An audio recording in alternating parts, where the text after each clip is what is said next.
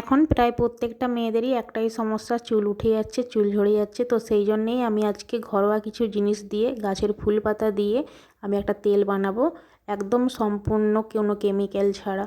High বন্ধুরা, কেমন আছো? আশা করছি সবাই ভালো আছো আর আমিও ভালো আছি। তো আজকে আমি বিকেলবেলায় চলে এলাম আমাদের মাঠের দিকে। এখানে আমাদের বাগান আছে, তো অনেকগুলো কিন্তু গাছ লাগানো আছে এখানে। আর সেই গাছের কিছু পাতা তোলার জন্য আমি এখানে এলাম। প্রথমে কয়েকটা তুলসী পাতা তুলে নিয়েছি, আর এখন এখানে আছে একটা ক্যারি পাতার গাছ। তো সেখান থেকে আমি 3-4টা ডাল ভেঙে নিয়েছি। তো যেহেতু ক্যারি পাতা লাগবে এই তেলটা বানানোর জন্য, সেই জন্য ক্যারি পাতা তুলে নিয়েছি। আর ওখানে একটা আম গাছ ছিল, সেখানে কিন্তু প্রচণ্ড পরিমাণে আম হয়েছে এইবারে। আর এখন চলে এলো আমার মেয়ে, তো ওকে বললাম যে কয়েকটা জবা পাতা তুলে আনতে। তো এটা কিন্তু আমাদের মানে জবা গাছটা না, অন্য লোকেদের। তো ওখান থেকে মেয়েকে কয়েকটা পাতা তুলে আনতে বললাম, মেয়ে ওদিকে পাতা তুলতে গেল। আর আমি কি পাতা নিয়েছি দেখো। তো এখানে নিয়েছি তুলসী পাতা, নিয়েছি ক্যারি পাতা নিয়েছি। এখনও কিন্তু আমার পান পাতা তোলা হয়নি, ওটা আমি তুলতে যাব। মেয়ে যে এখন চলে আসলো জবা পাতা নিয়ে, আর আমি এখন পান পাতাটা তুলে আনবো। বন্ধুরা, পাতা তুলে চলে এলাম। আজকে 4 রকমের পাতা তুলেছি: তুলসী পাতা, ক্যারি পাতা, জবা পাতা আর পান পাতা। আর এখন তুলবো অ্যালোভেরা, যেটা আমাদের বাড়িতে ছাদেই আছে। তো অ্যালোভেরাটা তুলে নেই, তারপরে তেলটা বানানো হবে। আর কি কি লাগে না লাগে সমস্ত তোমরা দেখতে থাকো। পাতাগুলো তো ওদিকে আমার সব তোলা হয়ে গেছে, যা যা পাতা লাগবে সেগুলো সব তুলে নিয়েছি। আর অ্যালোভেরাটা আমাদের বাড়িতেই আছে, তো যার জন্য কোথাও যেতে হয়নি। অ্যালোভেরাটা আমি এখন তুলে নিচ্ছি, কিন্তু জবা ফুলটা আজকে আর পেলাম না। জবা ফুলটা কালকেই তুলতে হবে সকালবেলায়। বন্ধুরা, কালকে সব গাছ থেকে তো পাতা তুলে এনেছিলাম, কিন্তু কালকে তেলটা বানাতে পারিনি। আজকে বানাবো। দুপুরবেলা খাওয়া দাওয়া করে নিয়েছি, আর এখন দুপুরবেলা তেলটা বানাবো আমি। তো তোমরা দেখতে থাকো কিভাবে বানাচ্ছি আমি। কালকে যে সব যে পাতা তুলে এনেছিলাম, পাতাগুলো সবই ধুয়ে নিয়েছি। আর এখানে জবা ফুল আজকে তুলে এনেছিলাম সকালবেলা। পাতাগুলো কালকে সবই তুলে এনেছিলাম, আর আজকে পাতাগুলো সবই ধুয়ে শুকনো করে নিয়েছি, মানে গামছাড়া দিয়ে সব মুছে নিয়েছি। আর এখানে ফুলটা আজকে তুলে এনেছিলাম। আর এখানে নিয়েছি কাঁচা হলুদ, এটা অ্যালোভেরা, এটা আমলকি। তো কালকে তেলটা বানাতে পারিনি, আরও জিনিস লাগবে অনেক কিছু, সেটা আমার আনা ছিল না। এই যে মেথি, কালো জিরা, এগুলো ছিল না, তো আজকে এই জন্য বানাবো। আর কালকে তুলসী পাতা এনেছিলাম তুলে, তো তুলসী পাতাগুলো সবই আমার পচে গেছে। আর মেয়েকে আজকে বললাম তুলে আনতে। তো তুলে আনার পর এখন তুলসী পাতাটা ধুয়ে নিয়ে ভালো করে মুছে নিচ্ছি আমি। এইভাবে গামছা দিয়ে, পরিষ্কার একটা গামছা দিয়ে মুছে নিচ্ছি। পাতাগুলো ভালো করে মুছে নিয়েছি, এখন এর মধ্যে দিয়ে দেবো পাতাগুলো। আর এখন আমি আমলকিটা কেটে নেব।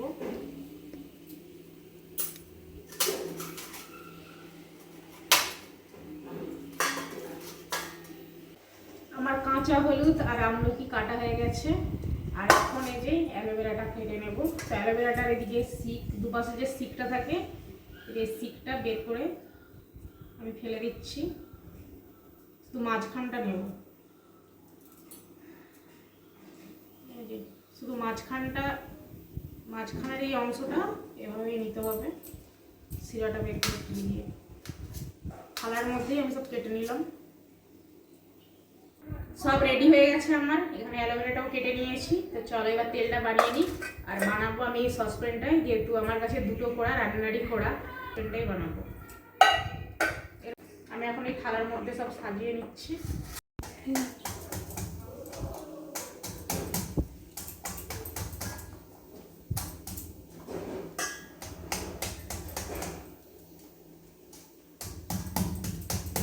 আমলকি আর কাঁচা হলুদটা তো কেটে নিয়েছিলাম, কিন্তু এখন নোড়া দিয়ে থেঁতো করে নিলাম। যেহেতু আমার শিলটা ছাদে, তো সেই জন্যে নোড়া ছিল এইখানে, নোড়া দিয়ে থালার মধ্যে এটা থেঁতো করে নিয়েছি। আর এখন নিয়েছি নিহার তেল। তো আমরা যেহেতু সবাই নিহার তেলটা ব্যবহার করি, সেই জন্য নিহার তেলটা দিয়েই আমি বানাবো। তো সসপ্যানের মধ্যে আমি নিহার তেলটা নিয়ে নিচ্ছি। আর কড়াইটা নতুন আছে, কিন্তু কড়াইটা আবার বের করতে হবে যদি আমি কড়াইয়ের মধ্যে করতে চাই। তো ভাবলাম যে সসপ্যানেই বানিয়ে নিই, আর কড়াইটা বের করব না। তো তেলটা আমি এর মধ্যে নিয়ে নিয়েছি। এখন গ্যাসে করিয়ে দেবো হালকা আঁচে, একদম হালকা অল্প আঁচে এই তেলটা বানাতে হবে। তো প্রথমে আমি তেলের মধ্যে দিয়ে দিলাম কাঁচা হলুদ আর আমলকি। তো এটা ভাজতে অনেকটা টাইম লাগবে, সেই জন্য এইটা আমি আগে দিলাম। আর তেল আমার গরম হয়ে গেছে, গরম হালকা তেলের উপরেই এটা দিলাম। এখন চামচ দিয়ে এটা আমি নাড়িয়ে নেব ভালো করে।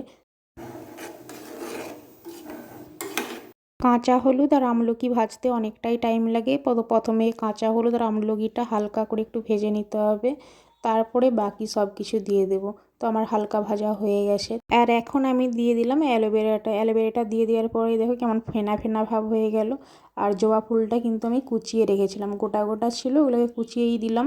আর জবা ফুলটা দিয়ে দেওয়ার পরেই মেথি, কালো জিরে, তো এগুলো সব দিয়ে দিলাম। এইগুলো একটু ভাজা হয়ে গেলে 5 মিনিটের মতো, তারপরে বাদবাকি যে পাতাগুলো আছে সেইগুলোও আমি এখন এই পাতাগুলো আমি দিয়ে দিচ্ছি। কালকে যে পাতা তুলে রেখেছিলাম 4 রকমের, তুলসী পাতা, ক্যারি পাতা, জবা পাতা, পান পাতা, 4 রকমের পাতা, তো সেগুলো আমি সবই দিয়ে দিলাম একসাথে। দিয়ে এটা কিছুক্ষণ ভাজতে হবে, হালকা আঁচেই কিন্তু ভাজতে হবে, গ্যাস একদমই বাড়ানো যাবে না।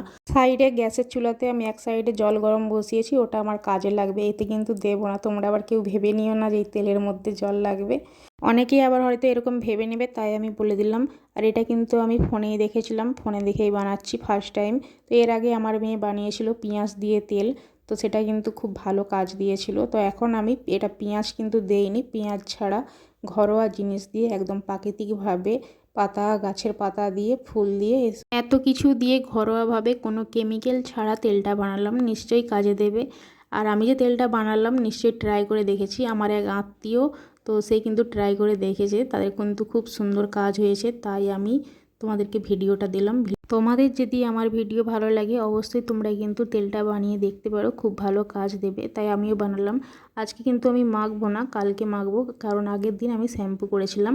আর এই তেলটা মাখতে হবে সপ্তাহে 2 দিন থেকে 3 দিন, শ্যাম্পু করার আগের দিন হয় সন্ধেবেলা, না হয় শ্যাম্পু করার দিন সকালবেলায় মেখে রাখতে হবে 4-5 ঘন্টা আগে। আর তেলের কালারটা হয়েছে দেখো, হালকা হলুদ, হালকা সবুজ। আর এই দেখো তেলটা আমি কাঁচের জারে ভরে রেখেছি। আজকের মতো টাটা।